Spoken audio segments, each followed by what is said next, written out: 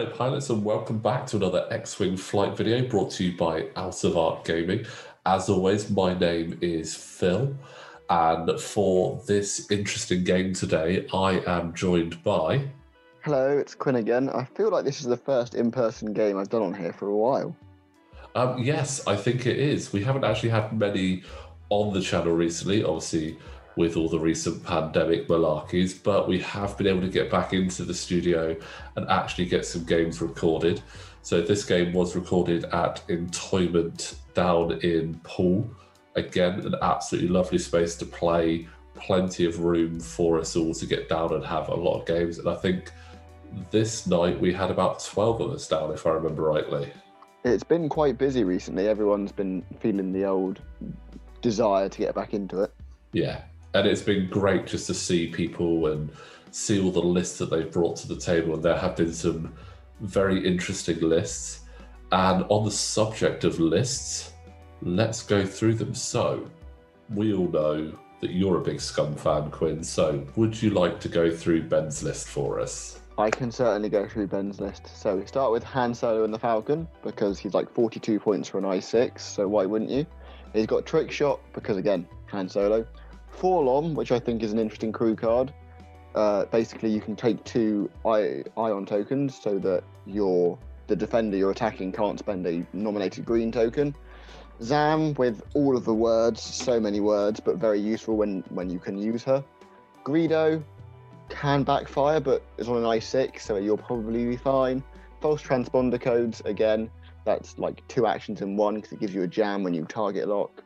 Lando's Falcon, because then you get extra dice with someone who's stressed. Fen being Fen, so obviously you've got to stick Fearless on that, because what else would you stick on Fen? Constable Zuvio in the quad jumper. Yep. With not going to use his ability though, because he's got no devices, but he has got Protectorate Gleb, that new crew card that allows the Scum to finally coordinate. And then just a naked Unkar Plut, which is not a mental image I wanted, but there we go. I think a lot of people have just turned off at that point. My apologies to anyone that's remaining watching. Yeah, so an interesting list, like 2 quad jumpers on the table. I hope there's going to be tractoring. Well, we will see. I mean, that's kind of why you have the quad jumper. And going up against Ben, we actually have myself flying a bit of resistance. I'm pretty sure this is the first time I've actually flown resistance in 2.0. I've gone against it a few times, but you know what? I've picked up a few ships, so let's get them on the board. So anyone that's flying resistance and isn't just flying all A-Wings or all T-75s has to have Ray. So obviously. I did that. So it's your usual Ray build-up. So you've got Corsella to get rid of all of those stress tokens. Rose for that target locking shenanigans with your results. Finn for adding results. Ray's Millennium Falcon to allow you to do just about anything, even when you're stressed. Not cheap though. She is 94 points, but I think she's worth it. We've got Zizi in the RZ2 A-Wing with no upgrades. And rounding off the list, we've got Veni in the MG100 Star Fortress with seismic charges and trajectory simulator. Can we just take a moment to appreciate that we have the Falcon at its earliest iteration against its latest iteration, and you've both gone for modded ships. So obviously Ben's is like surprisingly battle damaged for the earlier version. Yours is obviously flying for the slightly oddly coloured Rebellion. Indeed. I mean, I'm not going to lie, that conversion that Ben has got is absolutely gorgeous. It is such a nice paint job, and it has also been converted with the increased size on the engines at the back, and I believe also it's got slightly upgraded weapon on the top. It's got a bigger cannon. And it rotates, and the bottom one rotates as well. They're connected, so you can rotate them to show where your arc indicator is pointing. Just because, you want all of the extras. I didn't know it could do that. That's actually amazing. It is. It's a beautiful model. Yeah. He hasn't got a matching escape craft, though, which is a shame, because I think that would look amazing. Yeah. To be honest, I think it's actually a Resistance Falcon he's used for it anyway. because it's That got would make a lot of sense. it's got the rectangular dish on it. I had not noticed that. I was having a quick look at it when I was playing. Obviously, a ship that looks that nice, you can't help but just look at it. But then obviously Ben as well, he does a lot of paint jobs on his. As we can see, we've got the Tiger Stripe Fen down the bottom, the Murder Hornet Unkar Plut, and then a very boring quad jumper in the middle. That's actually my one that Ben has borrowed because he doesn't actually own two. So he did last minute ask me if he could borrow one. I was like, absolutely. Didn't expect him to fly it against me. So if he beats me with it, I'll feel a little bit salty. Your own quad jumper turns against you. Yeah. I mean, that's just the way it goes, isn't it? Yes. I mean, I think the stock paint job, if it was turned to metallic copper and chrome, would look pretty good. I think the fact that FFG's paint jobs are so flat kind of make their stock paint jobs fall flat. Because like if you look at like the Slave, for example, I've seen the Slave one repainted a few times in exactly the same colour scheme, but where they don't have such a flat coat of paint, it looks so much better. You know what I mean? I mean, I know exactly what you mean. There are quite a few ships where I admit they do look a bit flat. I will say there are some absolutely gorgeous ships that they've done. You look at the Fugitives and Collaborators Hawk 290. That was exactly what came to my mind, was the new Black Hawk and White Wings. Like, because it's an understated paint job, but damn, those bright green highlights. Oh, they just really set it off. And I think as well, the Black One paint job they did in the original Resistance dual pack was really nice. I think they go well with black, because the new Black Headhunter and the new Black M3 Interceptor with the gold Black Sun logos, they pop. They make me want to buy another one just for that paint job. Yeah, they are very nice. But again, as you said, there are some that fall flat. I think for me, probably one of the worst ones is the Sith Infiltrator. I just think it looks very boring. It's a cool ship. So bland, That paint job is so boring. The VT-49 Decimator is falls the same. Like, you've got all those panels to work with, and they've just gone for grey. I mean, I kind of agree, but also I love the Decimator, and I've actually given a paint job to both of mine, and it's just simple of just adding red to it, but it's worked out really well. Yeah, so, exactly. It needs a bit of contrast to make it look less flat. Yeah. I mean, obviously, with your Falcon, you've just gone, Resistance. I mean, it's a well-known and well-done idea, and I liked it. I agree. I think it looks really nice. It really fit. The shape of the ship is perfect, so it really fits. Oh, yeah.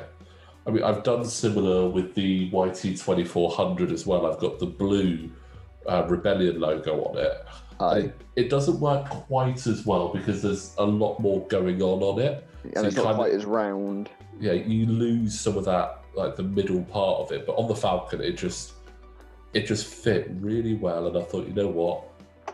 I really want to try and paint bright orange. And I'm quite proud of how it came out. Still a little bit of work on there, but... You've gone for the black one colour scheme of orange on black, and that's a good colour scheme. It looks good. Yeah, it looks menacing, and obviously with it being Death Ray, that is a good option. Death Ray, is that the name of this build, is it? Well, no, it's what everyone seems to call, it's what Ben kept calling it. He's like, oh, you've got Death Ray. I think this one, if we're going to try and give it a name, I think we need to call it Death Star Ray because of the Star Fortress. Fair enough, and Zizi's just hanging around to fill in the rest of the points. Yeah, basically, it was either really fill out Veni or add something else in there. And I went, you know what, I haven't actually flown an RZ2 yet. I'll add that to it and see what kind of shenanigans she can bring to the table. Fair enough. It's the first time I've seen Veni without Paige Tico aboard.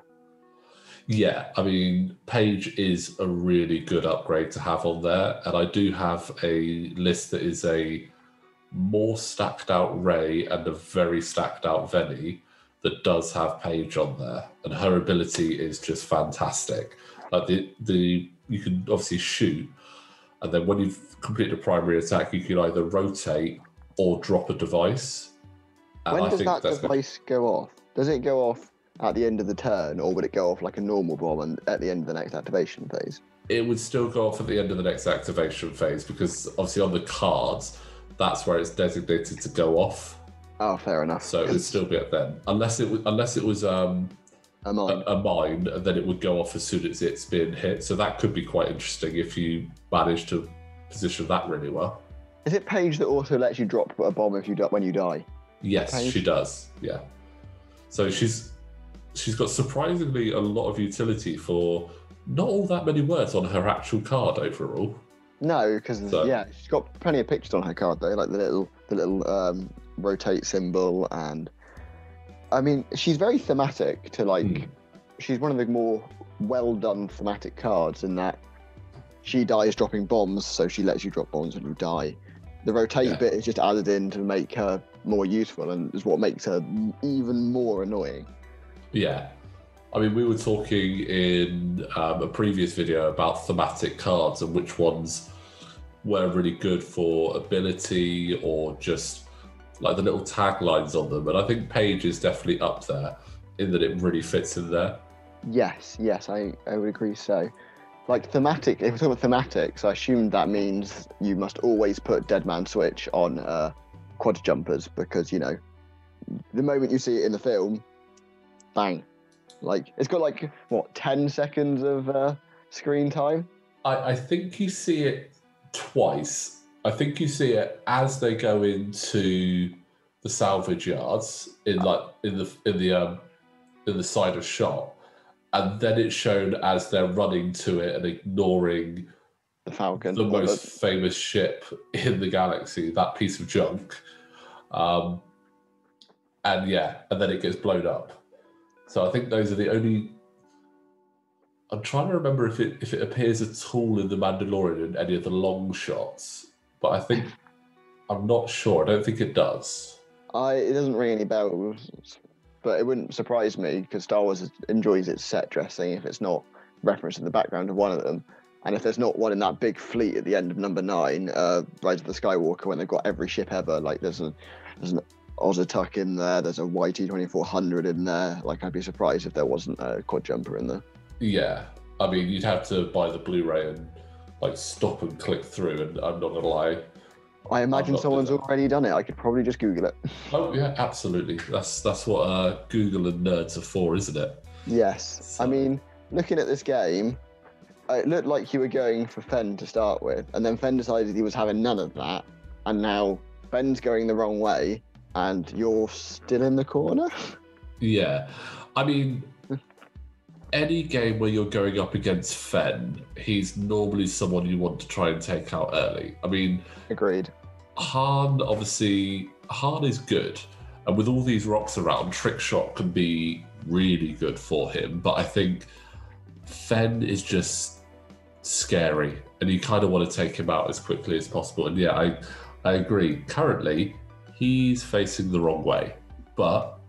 again, he's an interceptor style ship. He can turn around so quickly. Yes. And then just start causing trouble. Yes, I see you said about Trick Shot, but you haven't tried to clear obstacles with your launch forward, your seismic charges yet. Are you waiting to use them for damaging, or did you just not want to clear the field for whatever reason? I mean, obviously clearing the field is going to be a plus side, but also... my main thought was I'd like to score some points at the same time with it, and I haven't felt that I was in the right position to utilize them yet. Fair enough. So, I mean, I don't tend to use bombs that often, so it's sort of 50-50, remembering I've got them and actually being in a good position. So we'll see a little bit later on if any of them actually get dropped or launched with Trajectory Simulator. Speaking of the Star Fortress, there's a pilot that can let you drop a bomb anywhere attached to your base, isn't there? Is it bomb or device? Because I'm thinking if you pair that with Paige, and then you drop a mine after you shoot, and you choose to drop it like directly under someone that's just shot you, regardless of where they are, that feels like a remarkably scummy tactic for the good guys to supposedly have. Yeah, that's Finch Dallow Before you would drop a bomb, you may place it in the play area, touching you instead.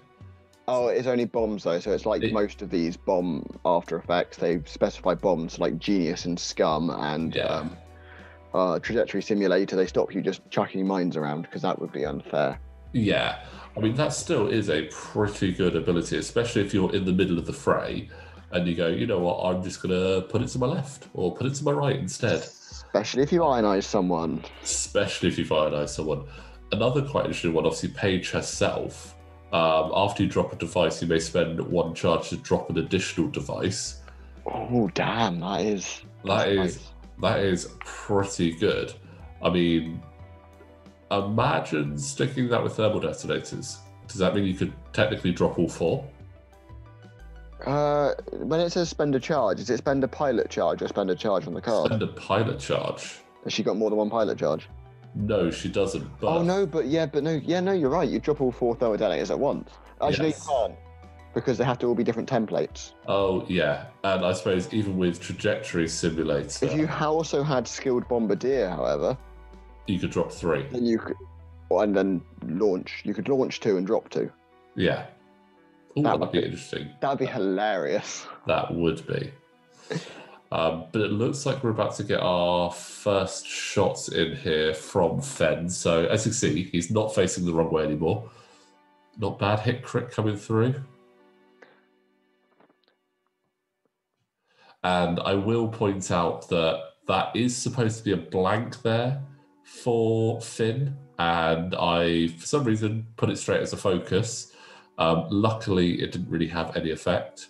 But spending the blank for Rose to get the target lock, and I did have the 2 evades there to successfully evade that. So, although a slight mistake made on my part, it is fine.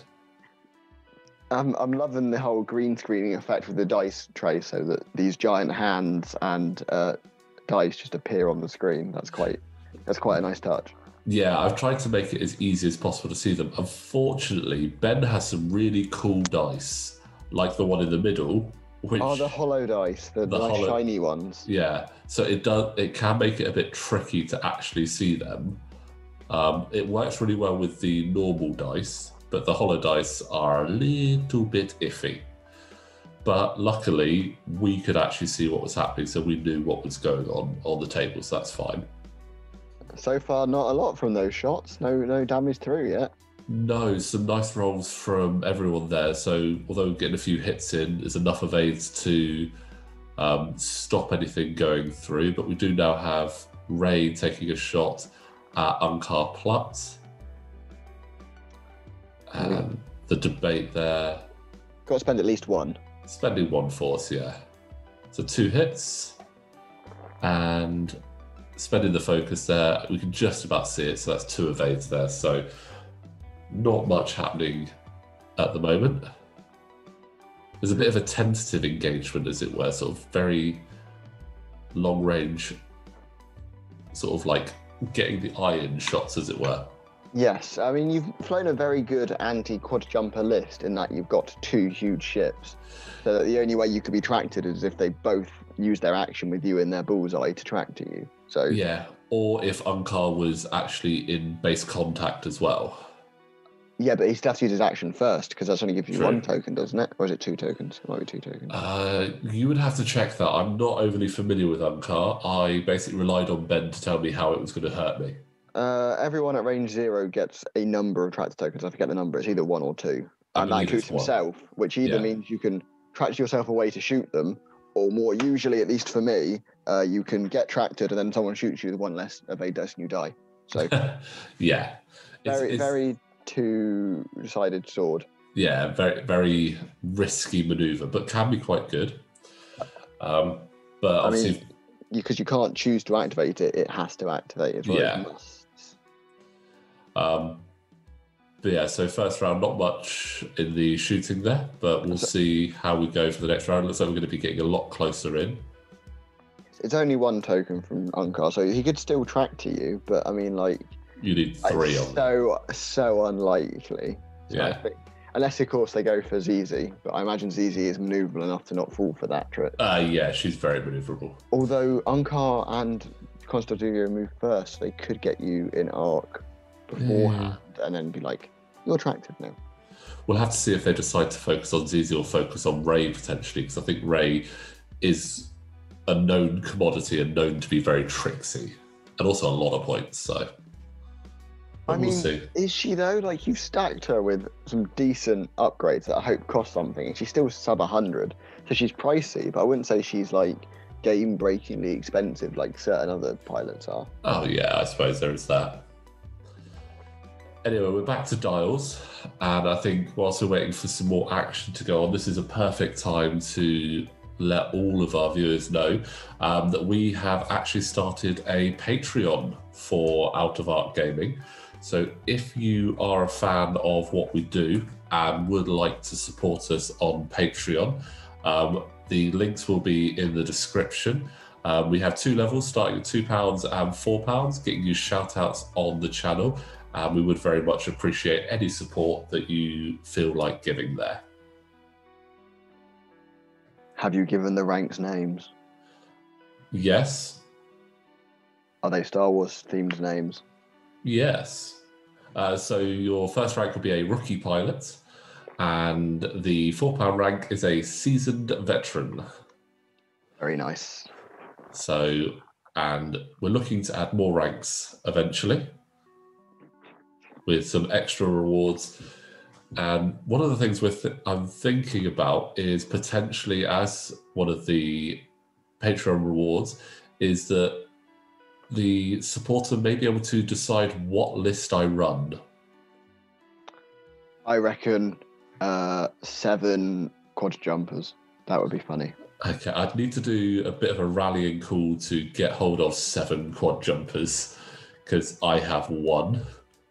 So yeah, that's probably a TTS only list, because no one in their right mind would own 7 quad jumpers. Yeah, I think everyone I know that's run 7 has had to borrow at least 3.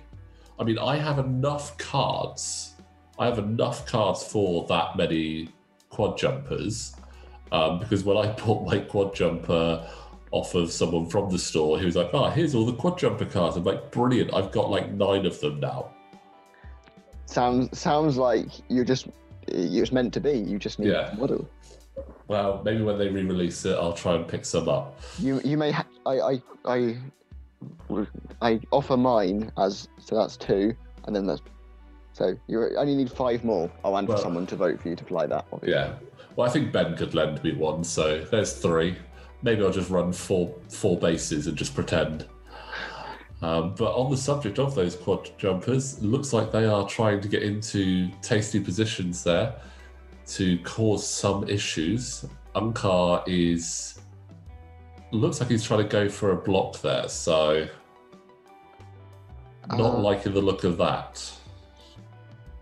I reckon if he blocks Ray, then he's probably only putting himself at a disadvantage. Yeah. And I think it's probably manoeuvrable enough that you probably don't have to worry about it. But obviously, I don't know what you've set, so I guess we will find out. Yeah. I mean, luckily avoided that bullseye, so not getting tracted this round. But Ben is just having a look to see how he wants to try and utilise Protectorate Gleb this turn. I mean, it's nice that the Scum have finally got an option for a coordinate that's not the escape craft, which just dies, or squad leader, which is just horrendously overpriced at 10 points. It's a very expensive card and not worth it for that. Coordinate's good, but it's not that good. And it's such a limited coordinate as well, because you have to have that. You have to have that action on your action bar, so you can't do like damage cards, and you can't do crew upgrades, or literally just an action you don't have. So Gleb is much better, even if very few people will probably use her secondary ability of moving that stress or orange token around. Yeah, I mean, that's quite a nice ability there to kind of mitigate. I mean, in this case, obviously it's clear that Zuvio is going to keep hold of that stress, because he's not going to want to. He doesn't need to pass that stress off to Fen. I mean, it could be that Fen's got a blue maneuver dialed in, so it isn't a problem. But if you don't need to stress Fen, why would you? Yeah, I mean, I think it's just more of they just gave it to give her some flavor text that wasn't just this is a coordinator. Yeah. But she is only like 2-3 points, so like for that action, she's very cheap. Yeah. So no blocks there from Unkar, but he's got a nice range one shot on Ray at the moment. But Ray also Has a yeah one back. I know who I'm putting my money behind in that engagement. Yeah, I mean Ray's arc at the moment is obviously facing out this way, so we'll see if Fen ends up in that arc. Because that, I'm not going to lie, would be a nice position for him to end up for me. Yes. Oh, you mean like that? Ooh, I like it a lot. And he can't barrel roll out because he coordinated that barrel roll earlier. And Boost, I don't think it's going to help him. No, Boost would just get him into range one. It wouldn't even get him out of the arc, so... I mean, he wants to get range one, though, because then he gets all those tasty extra dice. And that Fearless. Oh, no, he wasn't get Fearless. True. He wouldn't get... Yeah, so just to focus there. And obviously Lando's a little bit out of the way at the... Lando? I did that whilst we were actually playing as well. I kept referring to it as Lando because I'm so used to it being Lando. Han is a little bit out of the way there, so he needs to start booking it a little bit to get back in. Unless he's doing what I've been told is the Great White Shark tactic, where you just threateningly go round around the board waiting for your better or stronger ships to... Now that is a good roll there. 5 hits. Ouch. And that is 3 going through on ZZ after she spends her focus. So that's both shields and a damage card there. You can just about see that 5th hit above the 3 at the bottom there. That was painful. Yeah, but does allow ZZ to use her ability. So after she defends or performs an attack, you may spend 1 charge to gain 1 focus or evade. So good utility there on that ship. Was it worth the trade though? Like 75% damage for a focus token? Yeah, probably not, but it does mean I have a bit extra in the tank. And so that's 2 evades there plus Fen. Or Fearless, or whatever it is he does. Concordia Face-Off. That's the one, the craziness of the Fang Fighter. It's such a good ship. And they've condensed it down into even better on Sabine's A-Wing, where she gets both Fearless and Concordia Face-Off as her ability. I mean, I'm still really looking forward to when they bring in the gauntlets. Is it the gauntlet? The gauntlet? Is it the gauntlet? Basically the massive Fang Fighter looking ship. Oh, is it the Protectorate? No. No. I can't remember. The one that folds up when it lands. Yeah. The one that Maul was flying in Rebels. You know, I mean, Maul as a Scum pilot, I would very much be behind. So if anyone at AMG is listening on the ideas team, do that with 3 Force and some ridiculously broken ability, please. Yeah. I mean, I'd be concerned as to how big that ship actually is. Ooh, so that's going in on Fen there. Suspending the focus, 2 hits and a crit. And yes, Ben was a little bit excited in the roll and he did hit the camera. Luckily, we were able to get it back. But unfortunately, his excitement in that roll didn't go very well. That's 2 blanks and a focus with no token. So that's hit, crit going in onto Fen. And Fen actually ended up with a wounded pilot there. So after you perform an attack, roll 1 attack die on a hit or crit result, gain 1 stress token. So not the worst, but... Does kind of, mind you, he's only got 1 hull, so is he gonna have long to worry about it? Yeah, I mean, I'm not going to lie, I was very impressed with that. That was exactly what I wanted to see go down there. I mean, Fen taking lots of damage, and unfortunately, Venny is just out of range there, so can't try and pick off Fen. You're quite right, that Mandalorian ship is called the Gauntlet. I had not heard it referred to by its actual name before. You know what, I'm actually quite happy I got that right. It was a bit of a stab in the dark. I knew it began with G, but I'd love to see it in the game, although... What's its scale? It's 52 metres long. What's the size of the Falcon? I don't think the Falcon is 52 metres. I think the Falcon's like 35. Let's have a look. The joys of Wikipedia. They have all the most random information. 2 hits and a crit there from Veni into Zuvio. And that's a crit going into Zuvio there. Ouch, no shield, so that's going straight through. Yeah.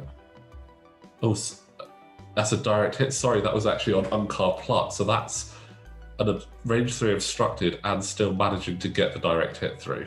Nicely done. Yeah. You are on point with your facts tonight. The size of the Falcon is 34 meters. Ooh, so yes. I don't think we will be seeing the Gauntlet, as it's almost twice the size of. Well, you say that, but we do know that they are very loose with their scalings. The Ghost, yes, you're right. Let's do the size of the Ghost, shall we? We've got the Ghost, which is massive, but I think it would be a great ship to add in, and I think that could go definitely in the Scum faction. Possibly, it might be another Scum separatist one. It's bigger than even the Ghost. The Ghost is only 44 meters, so it's still almost 10 meters bigger. So, it's a chunky ship. Like they would either have to make it epic or scale it. They just scale it because it would too small for epic. I feel like it would be a good Ghost competitor, but that would be fun. It would look cool, especially if they could actually make it rotate. Oh. I just think it's just a really nice looking ship, and I'd love to see it in the game. I'd love to see that with 2 Fang fighters as its escort. Yes. Although I imagine the price of said ships will make that an impossibility. Yeah, you'd probably have like some very low. 2 M3s could do it, because M3s are Mando ships as well, aren't they? Yes, they are. But having a look now at the board, we've got an interesting little bit of a cluster appearing here and not a lot of space for these ships to maneuver in. So it's going to be interesting to see what happens there. Fenn's probably not quite liking where he is at the moment. But unless he bumps, he will get another shot. Because he has that initiative bid. He does have the initiative bid, but again, 1 health. It almost feels like he wants to get out of there a little bit and then re-engage at a better angle for him. But I feel like you're not going to let him do that. Oh, I mean, if I can help it, no. I mean, one thing we do also need to know is that this position here looks like a prime spot for a seismic charge. That would... Yes, I mean, I assume you're going to fly over that rock that you've so nicely parked yourself behind. Or you could do a stop, can't you? That thing's got a stop. Yeah, it does have a stop, so it can do that. And one thing I did learn in another game with this is that it's always good to stop when you launch, because you'll still end up in the bomb's radius, even if you do a speed 1. Yes, I love the idea of the trajectory sim, but I've only got 2 ships that can equip it and have bombs, which are the Scourge and the IG-2000, and neither of them have a stop. So you either have to ablative pay or Captain Nim them at the bomb, otherwise you just fly into your own bomb, which is not ideal. No, it is definitely a trick one, but there we go. There is the seismic charge. It's almost like you knew that you were going to do that. I mean, my memory isn't that bad. And yes. I assume that means we've got a stop coming up when it gets to heady heights of way 2. Oh look, you stopped. There's a stop. It's almost like you also predicted it. Yeah, I mean, with a seismic charge, if you set off the one to the asteroid to the bottom of the screen, you might have been fine. But then I guess you would have been sat on that other asteroid that you. Yeah, I mean, even given to obviously try and avoid that asteroid, I'd need to do something like a 2 bank, because if we look at it, the 1 bank you'd probably end up going like here, and then I would end up very much on it. Yeah. So I'd need to do the 2 bank to clear it, and then that would put me definitely in the range 1 bubble of that. So ideally, that's not what I want to be doing. No, this is why I don't fly bombers very often or go near obstacles, because I have no spatial awareness. So I would have probably flown onto that asteroid and also blown myself up. Yeah. So You've got to be careful. Oh, and we do have a tractor there on ZZ. So barrel rolling her towards the edge of the board. Hope you didn't do a left turn. Hope I didn't do a left turn. To be honest, with where she was, I'm pretty sure a left turn would have been bad anyway. Yes, that would have been.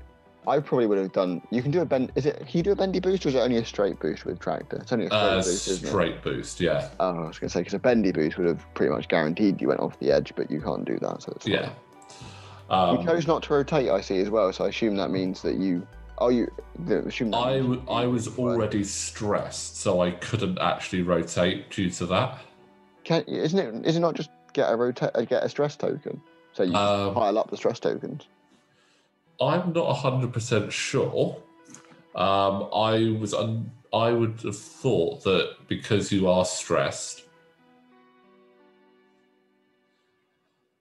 I don't know, because I feel like they put the rotate in to stop people being like guaranteed to go off the edge. So I feel like they'd become double stressed. At least that's how I've done it when I've done it. So I may be wrong. Yeah, I'm gonna have a quick look to see. But that is Zuvio has just moved, so just debating what his actions will be. So Zuvio is the one in the standard paint job. So Zuvio is the orange one. I mean, it's not got many actions. It's got a focus and evade, a tractor, which would not help because that's a falcon it's facing. Yeah. Oh, but it's got gleb. It's got gleb. Yeah. It's got gleb, so that really does help. Yes, and I see another coordinate barrel for old Fenny boy. So that gives him a bit more space to move in. So I see a 5k coming along, and that's that in that case. Oh, rolling for the wounded pilot. Luckily, nothing there. Oh yeah, that would have been unhelpful, I'm sure. Right.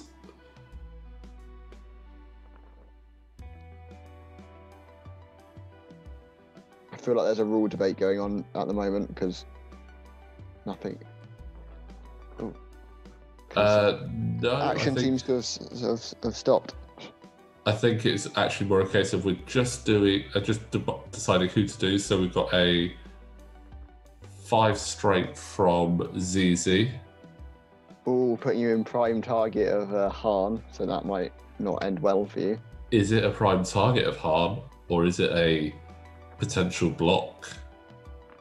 That's a good question. We've not really seen much of Han doing anything aggressive, so I guess we'll find out.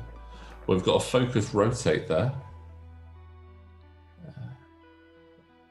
Oh yes, of course, because it's only got the turret, so it hasn't got a front arc. I keep forgetting that. So just pulled up the rules there. So after a ship is moved, if an opponent moved it, the ship's player may choose to have the ship rotate 90 degrees to the left or right. If they do, the ship gains 1 stress token. So there's no actual, like, if you are stressed, you can't do it. So you can just gain a stress token. Do you think they purposely worded it like that to stop people like spam texts from fracturing and also rotating? Yeah, I think so, because tractor is a really good thing, but when the nantexes or spam texts became a thing, it was very heavily abused. So it was quite tricky. Looks like we have a bump there into Unkar Plus. I would say you should be worried, but 1 tractor token is not going to be different. So Unkar should be worried, but mind you, unless he moves himself, then you can't shoot him anyway. So because Venny's out of it, because I don't think there's anyone in range of Venny. Ray is nice and near that rock you're going to blow up, but then you've got so much hull, I'm sure it won't really bother you that much. Yeah. Oh, I wonder if Fenn's in range of that rock, because that would be very upsetting for him. That would be. Fenn has just bumped into Unkar there, so a very good choice to coordinate. Now, that means Fenn's going to get a tractor, which is going to make him very upset, I'm sure. Yeah. One thing I've just noticed, I think Unkar might have been put back in the wrong way. Might have, what, as in his ship I think Hunkar was facing back towards Ben's board edge, and he's now been put in facing down the board. But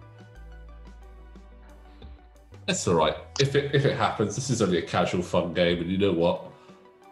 These things happen. I'm not worried. Practice with actual models, like TTS does it for you. You have to think about it. TTS, you don't even have to measure it. It just does it. So we are catching Zuvio. We are catching Unkar. We are not catching Fen, and we are catching Ray. And we now have an obstacle off the board. I think that's my favourite part of seismic charges, is you can clear the way. So is it Death Rain in the Punisher, where you launch it and then you can do a barrel roll after you've launched a bomb? Yeah. So you launch it, you clear the obstacle, you barrel roll, you do a slow maneuver, and then you reload, and then you rinse and repeat. Absolutely. And you see how many obstacles you can take off the board. So that's tractors for everyone there. So tractor for Fen, tractor for Ray, and just getting another tractor token out because Ben ran out for Unkar there. So Fen's at quite the disadvantage now. So he still gets Concordia face off.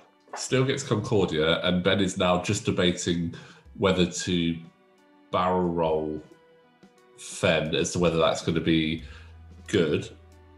Now, given that Ray's arc is to the left and right, and it's very hard to see, I'm not sure if Ray would currently catch Fen, but better definitely safe. Not now.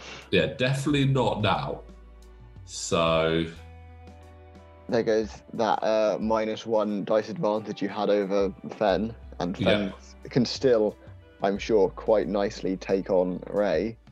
Yeah, I mean, Fen will have a good fun time against Ray there, I feel. I will get the additional die for Finn because it is in my front arc. Oh, yeah. Because I always see him on the Falcon, I forget that he's a front arc guy. I always think he must be firing arc because that would be more useful. But no, it's front arc, and then obviously Ray's ability is also front arc for the ability to change a blank to an evade or hit. That is, I guess, somewhat balancing on a turreted ship. Because obviously, I mean, if it was just in your arc, that would be crazy. Yes, that would be. But then adding extra dice is always crazy. Yeah, true. And that's not a great roll from Fender. That's 4 blanks and the focus. Now, because Ray's arc is left and right, Fen is not in arc. So that means that he doesn't get half of his shenanigans there, unfortunately. It's an interesting one. At least that's how Ben played it. The cards specify front arc on all things, I think. So Concordia face-off is if you're at range 1 in the front arc. Fearless is if you're both at range 1 in each other's front arcs. Oh, so maybe there was a misplay there as well. I mean, it probably wouldn't have made that much difference. But yes, I believe they are all specified front arc. I will just double check because... Oh, that's one hit from ZZ onto Fen, and that's triple blank. That's bye-bye Fen. That is bye-bye Fen. That is interesting. I mean, he was on one hull. It was always a risk that he was gonna, Yeah, but the fact that ZZ took him out with a literal one hit plink, it was just, you do not expect that with Fen. No, Fen is usually quite broken. Yeah, you get him out of arc, and then that's where it becomes good. Yeah, Fearless and Concordia face-off are both over in the attacker's front arc, not. It's a bit like Auto Blasters and Outmaneuver. There's quite a lot of actually cards that specify front arc rather than firing arc. Okay, so apologies there, Ben. Looks like we might have had a bit of a misplay there as well. But I mean, you would have just turned anything you had with your force to evades anyway, so he would only have gained one hit, so I think he would have been fine anyway. True. Well, there was a cheeky shot from Zuvio there, which has just removed the last 2 shields and put a hit on to Ray. So Zuvio is trying to get a little bit of revenge there. Oh, Venny is still in the game. Venny is still just in the game, getting those long-range 3 shots, slowly and imperiously making his way up the board, but not doing very much with it. No. What's the dice stats on the Star Fortress? Is it 3 attack, 1 evade, and then 2 on the double turret? Absolutely. 3 on the forward arc, 2 on the turrets, 1 evade, and then a massive 9 hull and 3 shields. So I love how overpowered they've made that ship. Like it's got 3 decent attack arcs. yeah. It's got so much hull, and most of them have got fairly decent abilities. Like it's a nice ship. I'm not too sure about the design, but the actual ship itself is. Yeah, it is pretty cool, and I think that obviously it's not got a great dial, which is fair. I mean, you can't have everything. It's got the stop, which is pretty good. It's got the 1 hard, which is red, 1 and 2 forward, and the 1 banks are blue. It's got 2 hards and 2 banks that are white, as well as 3 forward and 3 bank is red. So it can't turn around very quickly. It's got an Upsilon style dial then, which is terrifying from the front, less so from behind. I mean, at least it can turn its arc so that if needs be, it's got a front and back arc. Yes, so, that is perhaps the Upsilon's biggest failing, is that despite having up to 7 shields and 4 attack dice, and 1 evade dice, but just as soon as you get behind it, it takes so long to turn around that it's usually vulnerable, shall we say. Yeah, I think the one thing that the Star Fortress does also have going for it is that if it does have bombs or mines on it, then you kind of don't want to be behind it. That is a good point, and once again, why I hate bombers, because I always forget that, and I fly behind bombers, and it hurts. Yeah, I mean you definitely don't want to be behind bombers, especially TIE bombers with their nimble bomber ability. That's quite a nice one, actually. Although I never tend to use them as bombers. I tend to use them as gunboats. So that's because gunboats are more fun. Yeah, true. Bombers are maybe more strategic. Like bombers can have some nasty times with bombers, but missiles are just funnier. Yeah, they're definitely easier to utilize than bombs. Bombs, you've got to be a lot more precise or willing to just accept that it might not actually hit anything, but you're using them as an area denial. Yes. Like the threat of it. So just having a quick cheeky check to see if the 1 would have fit. It wouldn't. The 2 fits nicely. I mean, your drawing earlier was on point. Yeah. You got that. Yeah. You got that spatial awareness nailed. Yeah. It's because we're back in IRL. And spatial awareness in IRL is so much better than on TTS. The joys of fixed perspective, am I right? Yeah. I mean, I'm pretty sure there's a point later where you see me literally walking around the whole table and almost like I'm trying to line up a snooker shot just to try and see if something will work. Oh, the amount of times I've done that trying to get through rocks, I'm like, if I put it here, like when you're setting up, I can probably squeeze between those rocks. And then the opponent starts in the opposite corner and that idea goes completely to trash, but you know. Yeah. So Han is still just sort of hanging around, not really doing a lot. Yeah. Ray is relatively fine because the Resistance Falcon's got no shields in it. It's got 2 shields. Was it 3 shields? 3 shields and 8 hull. So it has lost all of its shields and 1 hit point, but it is still Ray. It still has 2 force. It's got Rose, which basically allows it to acquire a target lock whenever it wants. Yes, that is a rather annoying ability of hers. So, and then you've got Corsella, but we do seem that Han is now getting into the fray a little bit. Falcon v Falcon. Deciding who is the real owner of this Falcon. I mean, Ray only gets it because he dies. So, like, Yeah. I mean, I feel like that's cheating. It's not like, mind you, that he cheats it off Lando. So. No. Well, he kind of cheats it, but he cheats it in a way that is, he's cheating the cheater. Like I say, you don't actually see that a bit in. That's like the final scene, isn't it? Of this film, you don't actually see it. Like it just like cuts. They look at each other, it cuts, and that's the film. Yeah. But yes, Lando cheats all the time. I mean, they're both scoundrels. It's like their defining feature. Yeah. I mean, Han is a scoundrel and Lando is a flamboyant scoundrel. Gotta love capes. Like that is a peak style choice there. Ooh, and there's 2 hits into ZZ, and that is a 4-lom trigger as well. No green tokens for you, or no focus tokens for me. Oh, for a focus token right there, and that is bye ZZ. Beauty of 4-lom, although you can only really use him on a big ship because otherwise you ionize yourself. He becomes much more. He's like 2 points or 3 points, so he's worth it on a big ship. Obviously, not quite so much on a smaller ship because then you have to worry about being ionized.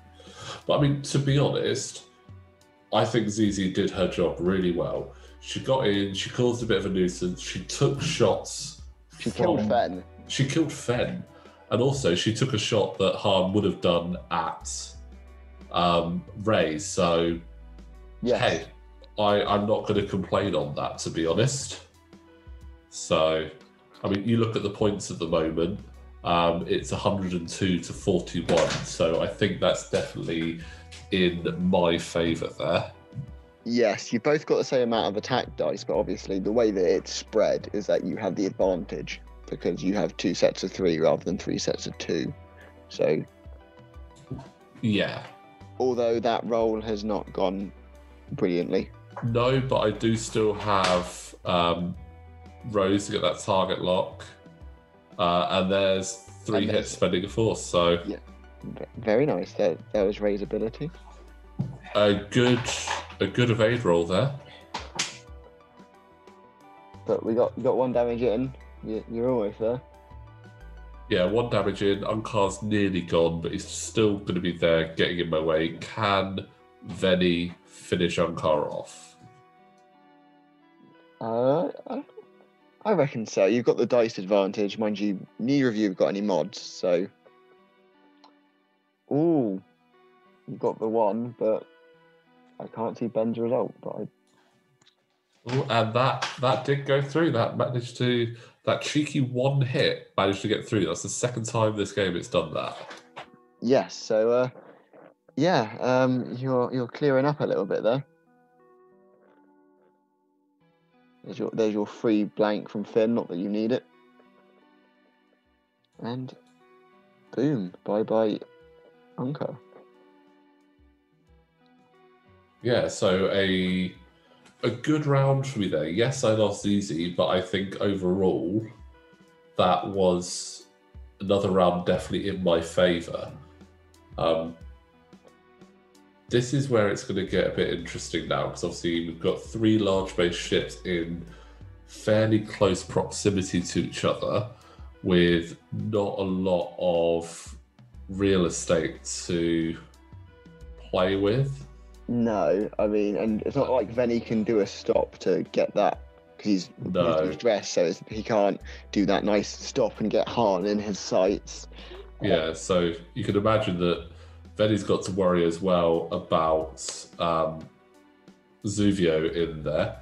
So will he be able to fit himself in there at all? I don't know. I'm not sure quite what Zuvio is going to do because I'm not sure a reverse would help him. I guess a reverse to the right because he can do that might help him. His only turnaround maneuver is a 2 Talon, which has its uses, but it's not quite as useful as say like a 4K. So I feel like Zuvio is kind of stuck between a rock and a hard place. Like he's going to get quite a lot of shot wherever he goes, and without that pattern analyzer, if he does any sort of fancy maneuver, he's going to put himself at quite the disadvantage.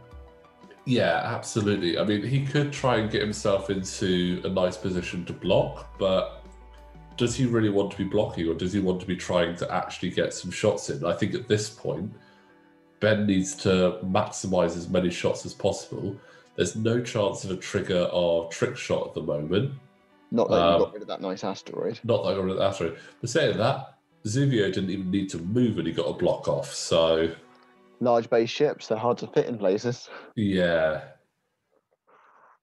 But that's why I like the introduction of the medium base ships. They are surprisingly handy. And we do have a 1 hard there from Zuvio. So really hoping for a block there, I think. Yes, because unless you were planning on flying off the board, there's very little chance he's going to get anyone in his... Yeah. Ooh. Cheeky barrel roll there. That is going to be problematic. It's also going to mean Venny is going to have quite the fun time shooting him. Yeah. But I mean, if it wasn't for that barrel roll, Ray would have cleared that quite nicely. Yes. And most likely blocked harm there. But I mean, that... Is there anything Han can do that's not even a 4K? I don't think Han would fit in because everyone's so close. Yeah. I'm not sure there's any way. One bank might fit, but I'm not sure because there's a lot going on in a very small space. It's tight. It looks almost like I think the 1 would end up here bumping. Yes, I don't think there's anything he could do that wouldn't bump, except maybe a 1 forward. And we'll see. I think that was a bump there. Oh, so Ray's arc is still left-right, so she hasn't got a shot on anyone? Again, it's all tight because of those angles. We will obviously double-check. Venny's definitely got a really nice shot. He could either try and clear Zuvio or just go range 1 into harm. I mean, you've got to clear Zuvio, right? Just get rid of him. Looks like actually there was no bump there, so harm did actually fit that in. So my drawing was not very good that time. I mean, you're at a slight angle, so that's not that. But yes, it's cozy, shall we say? Yeah. Oh, so that's a poor roll. Yeah, he's spending Greedo so that Greedo doesn't come to bite him in the butt. Can he spend Greedo? He's not got a hit to turn to a crit, so you can't spend it and not use it. Oh, you'll have to double check that one for me. Greedo turns a hit to a crit, so if you've not got a hit to convert, surely you can't spend the charge because you're not using it. Oh, I'd say definitely double check that for me because it'd be interesting to know. I'm pretty sure one of our viewers will more than likely let us know in the comments below. They are very good with that, and I do appreciate it when they pick up on things that we miss. Like, for instance, Connor deciding to use the Skystrike Academy in the Epic game on Vader. I mean, in his defense, we didn't have the card at that point, and also, yeah, he could have just used Veteran Wing Leader, and No, he couldn't use Veteran Wing Leader because I'm pretty sure you need to use the same ship's chassis. Oh. In that case, Vader has lost his epic utility in that case. Yeah, but I mean, to be honest, it still looked really cool. So that was a nice wing, I agree. Sometimes cool wins out. And interestingly, Han is in Rey's side arc but also because Han is in Rey's forward arc, you get the blank there as well. Yep. And no focus to spend though. Oh, no, target lock. Okay. Target lock. And then spending force. 4 hits, that is. So that's a guaranteed 3 going through because we've got like 1 evade. And that was actually 4 going through. So that's trigger exam. Yes. Now, which Zam? This is it's the 1 charge and a lock. The 1 charge and a lock Zam, and then obviously false transponder triggers there. Yes, but we've got nothing to take away. There's nothing to jam, so that is. Yes, I like false transponder. I feel like it'd be better with more than 1 charge, but. Ben actually flew a list against me where he had the YV666, the Shadowcaster, and the Lando's Falcon, all with false transponder codes, but he also had Jabba the Hutt crew. Jabba is so much fun. Yeah, especially on rigged cargo net. It's like, here, have some more. Well, on false transponder codes against my 4 TIE interceptors, it worked very well. Or I think it'd be nice against defenders. If you like, I'm locked you, and also say goodbye to your full throttle advantage. Since I now believe it's the jammer that can choose what you get rid of. Originally, it was just they chose lock or green, but now I believe they can specify the green. Interesting. I'm not 100% sure. Let's have a look. Jam is one of those ones that I am not as familiar with. It's not that strong, really, is it? Being only range 1 and usually red. Yeah. Or range 2 in bullseye, but normally there are better things you can do with your positioning, unless it's free, like on false transponder codes. Right.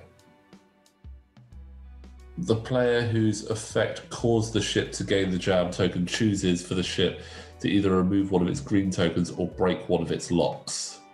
So yeah. So it is a bit stronger that way. So Venny has taken a shot at Han. I keep saying Lando. At Han. Triggered a weapons failure there and given the second charge onto Zam. Unable to really utilise that because Venny is not in the firing arc for Han. No. But, I mean, it has to be it's the other card that gives you the bonus shot anyway. True. So many words on those cards. Like they're nice effects, and she's only 4 points, so she's very cheap, but way too many words. Yeah, I think the amount of words on the card actually makes it quite daunting. However, when you actually break it down, it's so much simpler. They could have definitely done it in about half as many words. It just looked like they wanted to fill up the card with words. It was like the Fenrau ability on the Shethapede in version 1, which I swear to his present one. It could be, actually. You very rarely see it, but it was just so wordy. I think they actually had to drop the font size down a couple of points to be able to fit it in. That's always a bad sign. Yeah. I like Fen in the Sheathapede. He's just, you don't see the Sheathapede very often because the Sheathapede's a bit of a gimmick ship. Yeah. I mean, you normally see the Phantom instead, unless you're running AP5 with Leia on it, but that's not done as much now because it's not as points effective. AP5 is nice though. And also sticking the Sheathapede on the Ghost, so you turn it into a free support ship, is quite nice. Indeed, and we have another 1 hard there from Zuvio, continuing to be just in the way. I mean, he's not likely to cause damage, so he might as well cause you inconvenience and hope that Han can nail home the damage. Yeah. Utilising Protectorate Gleb there to turn off weapons failure, which is quite handy. Yes, that was with only 2 die. It's odd. I guess at some point they upgrade its cannons, because I don't see why the Scum one only has 2 attack dice. Yeah, I mean, obviously, Han does a lot of aftermarket stuff on there later on. Because I think the dials are the same. The only difference is a few of the blues. Yeah, they've all got slight differences to them. Let's have a quick look, actually. Because I believe the Rebel one has more shields, but these two have the same amount of shields and hull. Yeah, so 8 and 3. The Rebel one is 8 and 5 and has the 3 forward being blue and a K-turn. The customized has the K-turn, so the Scum one has the K-turn, and it's 8 and 3 with 2 dice for the attack.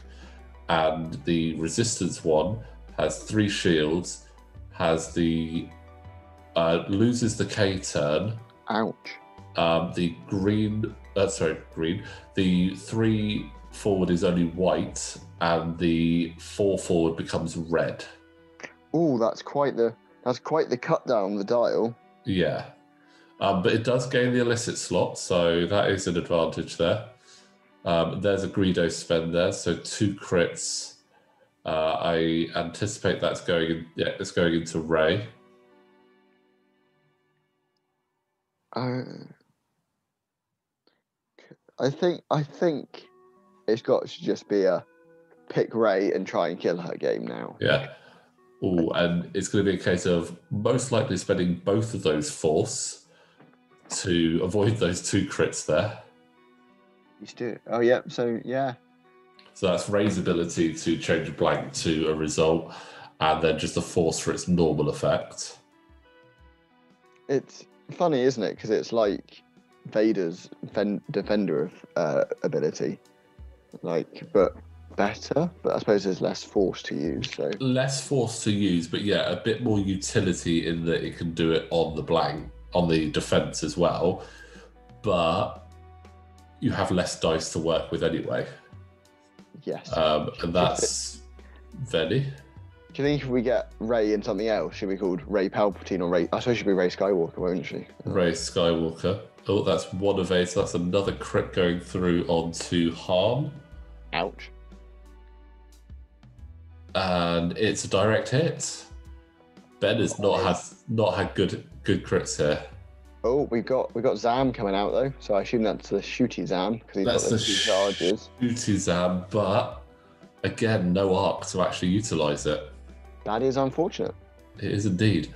I mean, talking about if we get Rey in another ship, will she be Ray Palpatine or Ray Skywalker? I mean, if they threw in a T-65, it would have to be Ray Palpatine.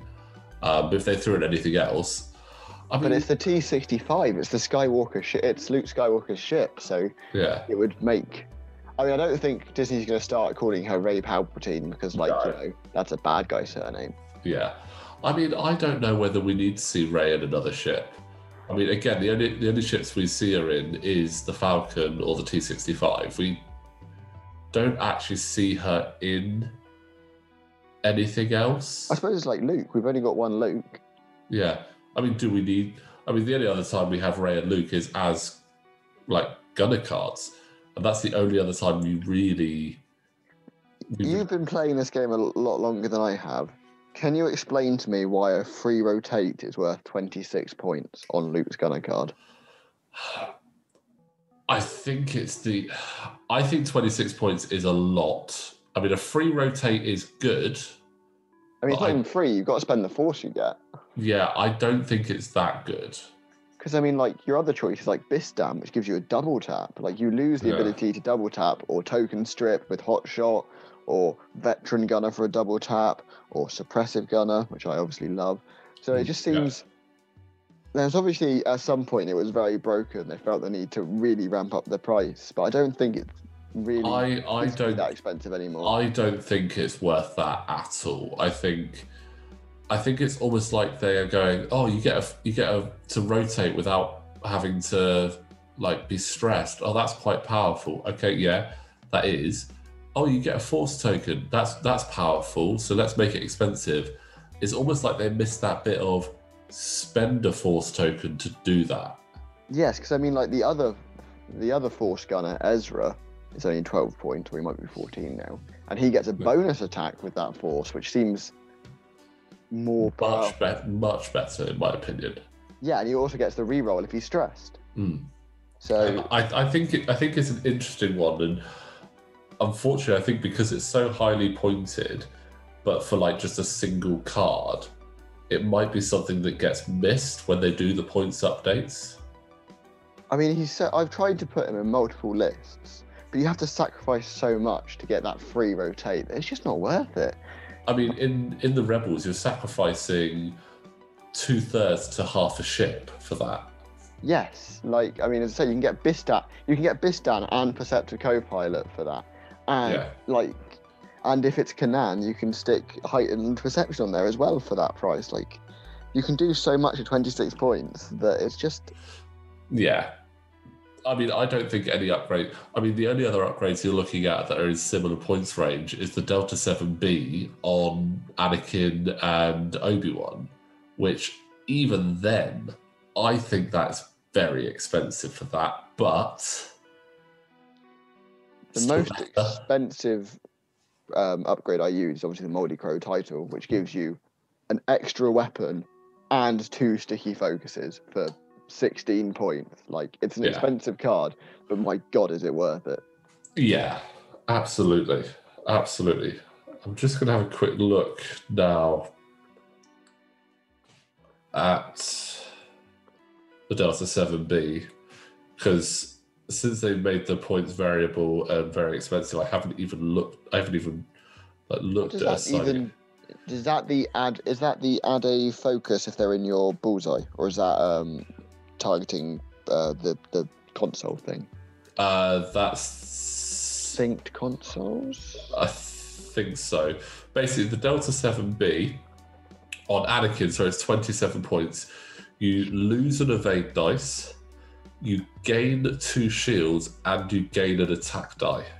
So it makes you 3 attack, 2 evade, 2 hull, 3 shields, with 3 force on Anakin. So that's more expensive than Luke, but you get way more utility, although you do lose that evade, which could be come back to haunt you. Oh, sorry, that's 20 points. Sorry, it's 20 points on Obi-Wan, 24 points on Anakin, which I think is worth it. So you're saying that? I wonder how much is it in snare on whatever the annoying spam text pilot is called. Text. That's like 22 points or something ridiculous. Yeah. Because he's I6. Oh, what's his name? Sunfac. That's it. I haven't seen Separatist in so long, and I'm not complaining. Like, Yeah. They are a pain to fly against. So Sunfac with Ensnare is 24 points. And then you'd feel obliged to put on the gravitic deflection, which is 4 points. Yeah, that's with that him being I6 as well. He's just so hard to hit. Yeah, he's I6 at 45 points. So adding all those on, you're basically adding on half his points again just to do that. I mean, that makes him 73 points. That makes him the same amount of points as Fenn. Oh, we missed a bit where Zuvio went boom, I think. Oh, yes. Zuvio's gone boom. And Han is not looking a bit worse for wear. Can he last the next 5.5 minutes? I unfortunately doubt it. Yeah, I mean... we're getting in there with Rey's Falcon ability at long last, getting that double stress to rotate. And rotating. Will that be a bad choice? Yes. Yeah. Although, I think you got him in Venny, so Venny can go in for that. Oh, we do still currently have him in... There's Venny. There's Rey. Not anymore. Yeah, that's not there anymore. No. There's another downgrade on the Resistance Falcon as your rotate becomes red. Yes. So I guess because it's worn out, so is meant to be less functional because it's like knackered. Yeah, I mean it is the scavenged or salvaged Falcon rather than the customized or modified. It was left on Jakku for however long Han left it. Wasn't it? I think it was. Didn't he lose it in a gambling match to Unkar? Or something along those lines. There was a long list of things that they were talking about in the movie, about who stole it from who, and then obviously Han stole it back. But I always think that Han just made it bigger than it was, and what really happened is he just forgot where he parked it because he was getting old. So it's like when you come out of the supermarket and you're just like, where did I park my car again? He basically did that with the Falcon. He just stumbled out of a bar somewhere and went, damn, I've forgotten where I parked it. Or like you ever done it when you got a new car and you spend ages looking for your old car and you're like, wait. Yeah, absolutely. He's like, I'm sure I had an X-Wing around here somewhere. Now, Han in an X-Wing, that'd be hilarious. That's something we should see, just for pure comedy value in like a series or a video game, I think. I mean, I think we're more likely to get Hera in an X-Wing before we get Han in an X-Wing, but it would be good. I mean, we only see Han actually fly. I mean, we only technically see him flying one ship. Yes. Which is the Falcon. Most characters are only one ship characters, like Luke and Rey. Not Hera. I mean, there is that deleted scene in Solo where he is flying. I assume the Thai brute, because you never really see it properly. I believe it's a Thai brute, yes. Which I was really hoping that we were going to finally get Han, because that would have been really cool. This is not a great position for Venny to be in, because he's now bumping very close to the edge of the board, and he's now stressed. I thought you were doing something tactical, but you appear to have just done a bit of a cock-up. Well, I mean, I've bumped into Ray so that he definitely doesn't go off the board right now, so it's not terrible. Oh, it was a conscious decision to bump into Ray. Well, it was a case of if I bumped, nothing else would fit. I could have stopped, but then I definitely would have been messed up for the next round. But there's a bump there from Ray as well. Using a cheeky bit of Corsella to get rid of those stress. Oh, yes, absolutely. Well, I finally got a chance to actually stress her and use it, so... How much is Corsella? Because I imagine she's massively underpointed for a faction that relies on getting multiple stresses so often. Oh, yeah, she's not very expensive at all. Corsella is... Well, actually, she's fairly expensive. 6 points. I feel like that's mid-range for crew. Yeah, mid-range. 12-point Jedi crew, and then the rest are 3 to 6. I mean, yeah, it's mid-range for... It's top of the middle, I'd say. Top of the middle for you. But, I mean, for what she can do, she is fantastic. And there's Venny just saying, no, you're not going to get any damage on me. I mean, when you look at Rose and Finn are both 9 points, I think they are, again, really good for 9 points. I almost wouldn't be surprised if at least Rose goes up a little bit.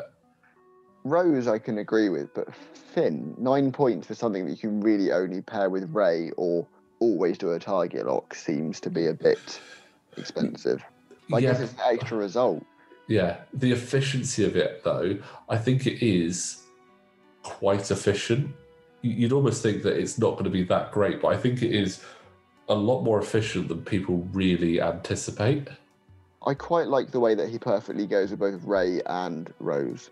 Because obviously he can give Rose the result to spend for her lock, and he can give Ray her blank to turn into whatever the hell she wants. Yeah. And there's another double bump there, keeping Venny on the board and Ray not moving. Reminds me of a game I played once where there was an interceptor that had one hull left, and it had the crit where if you don't go straight, you obviously take a damage. I forget what it's called. Damage stabilizers? But anyway. And I didn't bother killing it. That's it. I didn't bother killing it because I was like, well, it's either going to go off the edge of the board because it was right at the edge, or it's going to have to do a bank and die anyway.